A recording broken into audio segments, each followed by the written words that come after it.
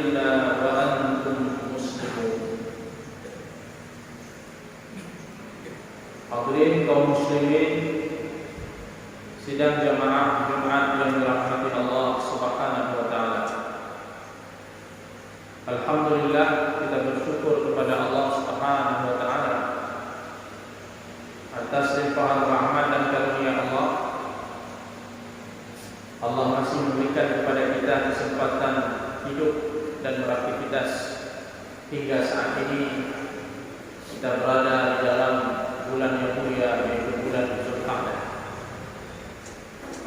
Salah satu bulan yang disebut di dalam Al-Quran sebagai bulan haram. Dari 12 bulan dalam setahun, ada 4 bulan yang berstatus sebagai bulan haram. Yang pertama adalah Zulqa'dah, kemudian Zulhijjah, kemudian dilanjutkan dengan bulan Muharram, dan di tengah-tengah ada bulan Rajab. Ini merupakan 4 bulan yang mulia yang kita harus memuliakannya, mengisinya dengan ibadah kepada Allah Subhanahu wa taala, dan menjauhkan diri kita dari segala perbuatan zalim dan perbuatan dosa. Sebab kezaliman yang kita lakukan di bulan haram ini akan mendapatkan dosa yang berlipat ganda ataupun dosa yang lebih besar daripada kezaliman yang dilakukan di bulan-bulan yang lain. Ini makna dari bulan haram. Dosa itu tidak boleh dilakukan kapanpun dan dimanapun, tapi khusus di bulan haram ini dipertegas, mendapatkan penekanan. Sangat-sangat diwaspadai dosa itu tidak terjadi di bulan haram. Sebagaimana juga tanah haram, tanah suci Makkah.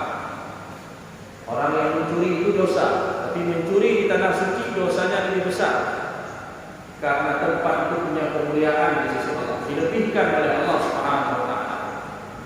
Sebagaimana kita salat di Masjidil Haram sama seperti 10.000, 100.000 kali kita salat di masjid lain.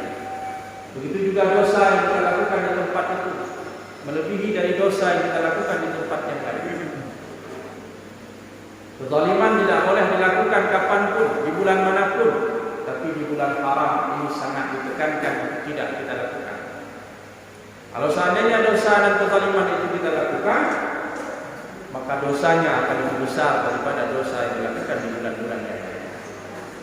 Oleh karena itu, kaum muslimin yang dirahmati Allah Subhanahu wa taala, dalam kesempatan yang mulia ini, khatib mengajak diri sendiri dan jamaah sekalian, marilah kita meningkatkan ibadah dan ketakwaan kita kepada Allah Subhanahu wa taala di bulan yang mulia ini,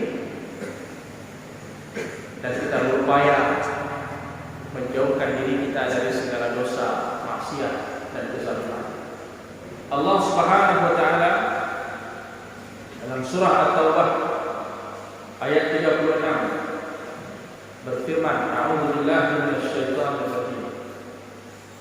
Inna 'iddatash shuhuri 'indallahi 12 shahran fi kitabillah. Yawma khalaqas samawati wal ardh minha arba'atun hurum. Dzalika ad-dinul qayyim. Fala tadhlimu fihinna anfusakum. Yang artinya sesungguhnya bilangan bulan di sisi Allah itu 12 bulan yang menjadi ketetapan Allah Subhanahu wa taala pada saat Allah menciptakan langit dan bumi. Di antara 12 bulan itu arba'atul hurum, ada 4 bulan sebagai bulan haram seperti yang telah kita sebutkan tadi, Zulqa'dah, Zulhijjah, Muharram, dan satu lagi bulan Rajab. Penjelasan itu ada di dalam hadis Nabi sallallahu alaihi wasallam. Dzalika dinul qayyim, itulah ajaran dari agama yang lurus, agama Islam, agama yang dibawa oleh para nabi. Fala tazlimu fihinna anfusakum, maka janganlah sekali-kali kalian menzalimi diri kalian sendiri. Nah, ini penegasan dari Al-Quran. Jangan sekali-kali berbuat zalim pada bulan ini, meskipun kezaliman dilarang di bulan yang lain. Khusus di bulan ini Allah sebutkan, berarti ada efek yang lebih besar kalau kezaliman itu dilakukan pada saat ini. Kaum muslimin yang dirahmati Allah Subhanahu wa taala, apa itu kezaliman? Para ulama mengatakan zalim itu secara bahasa artinya mengurangi. Apapun yang kita kurangi dari hak yang semestinya, itu namanya zalim.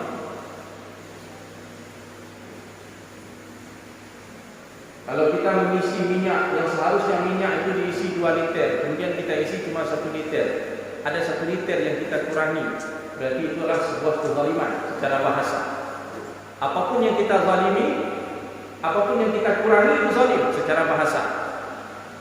Kita masak, seharusnya garamnya itu kadarnya sekian, tapi kita kurangi dari kadar yang sebenarnya, yang sesungguhnya, itu namanya zalim secara bahasa. Kemudian makna bahasa ini berpindah kepada makna syariat. Apapun dosa yang kita lakukan, baik itu terkait hubungan dengan Allah Ta'ala ataupun hubungan dengan manusia, itu disebut zalim. Dan setiap dosa atau maksiat yang kita lakukan, pada hakikatnya kita sedang mengurangi sesuatu dari hak yang semestinya. Allah mewajibkan salat 5 waktu. Ada orang yang tidak salat sama sekali, zalim, karena dia mengurangi sesuatu yang semestinya dia lakukan. Atau dia salat hanya 3 waktu saja, ada 2 waktu yang dia tinggalkan, itu zalim, ada sesuatu yang dia kurangi. Allah Subhanahu wa taala mewajibkan puasa, tapi dia tidak berpuasa, ini zalim. Mencuri harta orang lain, mengambil hak orang lain tanpa alasan yang benar, ini adalah kezaliman. Jadi apapun dosa itu kezaliman. Maka dalam ayat ini dikatakan fala tazlimu fihinna anfusakum. Jangan sekali-kali kalian zalim terhadap diri kalian sendiri. Menzalimi diri sendiri bukan artinya kita bunuh diri, bukan itu saja. Minum racun sehingga kita mati, melukai diri, berdarah-darah, bukan itu saja menzalimi diri sendiri. Apabila kita melakukan kezaliman terhadap orang lain, pada hakikatnya kita sedang menzalimi diri kita sendiri. Kita mencuri harta orang lain, ada orang yang jadi korban kehilangan hartanya, sebenarnya kita sedang menzalimi diri kita sendiri. Kita memukul orang lain, menghina orang lain, menuduh orang lain, hakikatnya kita sedang menzalimi diri kita sendiri. Karena akibat dari kezaliman itu kita sendiri yang akan menanggungnya. Ibarat orang yang meludah ke atas, ludahnya terkena luka sendiri. Begitulah hakikat dari sebuah kezaliman. Apapun dosa yang kita lakukan terhadap Allah ataupun terhadap manusia, hakikatnya kita sedang menzalimi diri kita sendiri. Apa saja bentuk kezaliman? Tentu kezaliman ini bertingkat-tingkat. Hadirin yang dirahmati Allah Subhanahu wa taala. Kezaliman yang paling besar adalah asyirku billah. Ketika seorang hamba mempersekutukan Allah, ini merupakan kezaliman yang paling besar.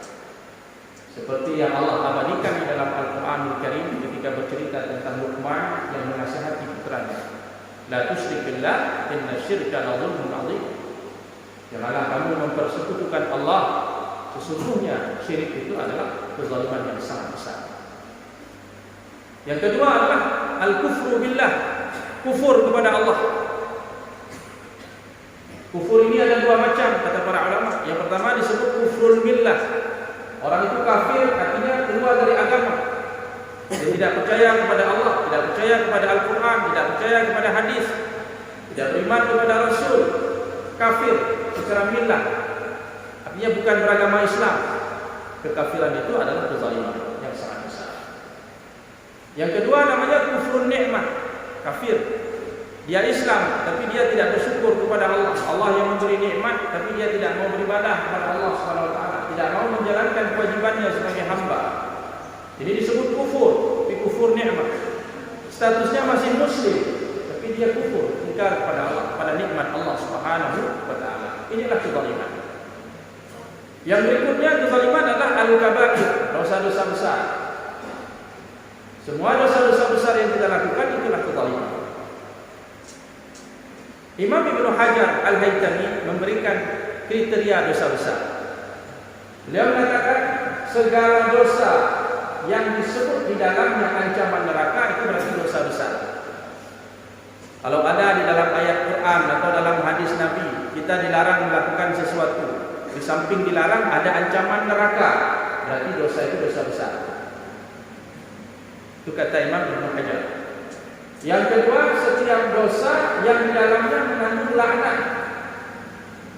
Umpamanya dalam hadis Nabi disebut Allah SWT melaknat laki-laki yang menyerupai perempuan ataupun perempuan yang menyerupai laki-laki. Ada laknatnya di situ. Itu tanda itu dosa besar. Kabair. Kemudian kata para ulama, setiap dosa yang di dalamnya ada hukuman dunia, itu dosa besar. Orang mencuri, apabila sudah mencapai syaratnya, mencukupi kriterianya, maka dia akan dipotong tangan. Hukuman potong tangan, itu berarti mencuri itu dosa besar. Berzina, ada cambuk, ada rajam, berarti itu dosa besar. Membunuh, ada qisas dan sebagainya, itu dosa besar. Setiap dosa yang diiringi dengan hukuman dunia itu dosa besar. Apabila dosa besar itu dilakukan, maka seseorang itu sudah positif dia sebagai orang yang zalim, kecuali apabila dia menyikapi dosa besar itu dengan taubat kepada Allah Subhanahu wa taala. Selanjutnya ada as-saghair, ada dosa-dosa kecil yang kadang-kadang dianggap remeh oleh kebanyakan manusia. Itu dosa kecil, mudah taubatnya, dianggap remeh, dianggap enteng. Hati-hati kita menganggap remeh dosa kecil, karena dosa kecil itu bisa menyeret kita lebih jauh sehingga kita tergelincir jalan menuju neraka. Alhamdulillah. Jangan pernah menganggap enteng dosa. Rumah yang terbakar, toko yang terbakar itu diakibatkan percikan api yang kecil, jadi kebakaran besar. Dosa kecil yang dianggap remeh itu bisa berubah menjadi dosa besar. Sehingga para ulama mengatakan la saghirata ma'al israf wala kabirata ma'al istighfar. Tidak ada istilah dosa kecil kalau dosa itu dilakukan terus-menerus, karena dianggap remeh, dianggap mudah tadi orang melakukan terus-menerus. Tidak ada istilah dosa kecil kalau dia dilakukan terus-menerus, dianggap enteng, dianggap remeh. La saghirata ma'al israf. Yang kedua, wala kabirata ma'al istighfar. Tidak ada istilah dosa besar kalau dosa itu disikapi dengan taubat dan menyesal kepada Allah. Sebesar apapun dosa, kalau dosa itu kita sesali kemudian kita bertobat kepada Allah Subhanahu wa taala, maka tidak ada yang besar di hadapan Allah Subhanahu wa taala yang Maha Pengampun, Maha Pengasih. Semua dosa akan diampuni caranya kita bertobat kepada Allah Subhanahu wa taala. Jadi banyak sekali bentuk-bentuk kezaliman kaum muslimin yang harus kita waspadai, apalagi di bulan haram ini. Karena apabila kezaliman itu kita lakukan, maka kezaliman itu akan menjadi beban di dalam jiwa kita, di dalam hati kita. Setiap kezaliman yang kita lakukan akan memberikan noktah hitam, titik hitam di dalam hati. Sehingga apabila hati itu sudah hitam, dikuasai oleh dosa-dosa, maka hati itu tidak akan lagi mampu memberikan cahaya kebaikan kepada kita. Hati yang sudah rusak tidak mungkin akan menggiring kita kepada kebaikan. Rasulullah sallallahu alaihi wasallam mengatakan dalam sebuah hadis, "Ittaqu zulma, fa inna zulma zulumatun yaumal qiyamah." Waspadalah kalian terhadap kezaliman, karena kezaliman itu akan memberikan kegelapan di hari kiamat kelak. Setiap kezaliman yang kita lakukan, apakah itu dosa besar ataupun dosa kecil, akan memberikan kegelapan di dalam hati kita dan kegelapan di akhirat kelak. Di akhirat kelak akan kita tutup cahaya hadirin sekalian, yang akan membimbing jalan kita menuju surga. Di atas titian sirat yang membentang di atas neraka jahanam, itu perlu cahaya, gelap sekali. Al-Imam Ibnu Katsir menceritakan, pada saat itu ada orang yang diberi cahaya oleh Allah sebesar rumah cahayanya, terang sekali. Ada yang diberi cahaya sebesar pohon, ada yang diberi cahaya seperti obor, ada yang diberi cahaya seujung kuku. Modal cahayanya seujung kuku untuk bisa melewati titian sirat itu dalam suasana yang sangat gelap. Sehingga cahaya itu kadang-kadang antara hidup dan mati. Ibarat kita hidupkan sebatang lilin, pada saat angin kencang bertiup, lilin itu antara hidup dan mati. Begitulah cahaya yang diberikan oleh Allah tergantung pada amalan kita. Maka Nabi sallallahu alaihi wasallam jauh-jauh hari memperingatkan, hati-hati dengan kezaliman, karena kezaliman itu akan mendatangkan kegelapan di hari kiamat. Yang seharusnya kita mendapatkan cahaya, tapi cahaya itu redup, cahaya itu mati. Disebabkan apa? Kezaliman. Kezaliman yang kita lakukan dalam hidup. Marilah kita sikapi kezaliman-kezaliman itu dengan taubat kepada Allah, dengan syarat-syarat taubat yang telah dijelaskan oleh para ulama. Apalagi kezaliman itu terkait dengan hak orang lain, maka harus ada satu proses yang disebut dengan istihlal. Selain kita istighfar kepada Allah, menyesal, bertekad tidak mengulangi, ada istihlal. Kita minta dihalalkan oleh orang yang berhutang itu kepada kita. Kita pernah mengambil harta orang lain, harta itu harus dikembalikan kepada pemilik. Kita pernah merusak nama baik seseorang, kita harus datang minta maaf, kita selesaikan di dunia sebelum nanti Allah yang menyelesaikannya di akhirat. Marilah kaum muslimin yang dirahmati Allah, di bulan yang mulia ini, bulan Zulqa'dah, dan sebentar lagi kita akan masuk bulan Zulhijjah, kita memperbaiki diri kita, introspeksi diri, bertobat kepada Allah Subhanahu wa taala dari segala kezaliman, dari segala maksiat yang dapat menggelapkan hati kita dan menghalangi jalan kita menuju Allah, menuju surga dan rahmat Allah Subhanahu wa taala. Demikian yang dapat kami sampaikan, mudah-mudahan bermanfaat bagi kita semua. Aku qauli hadza wa astaghfirullah li wa lakum, fastaghfiruhu innahu huwal ghafurur rahim.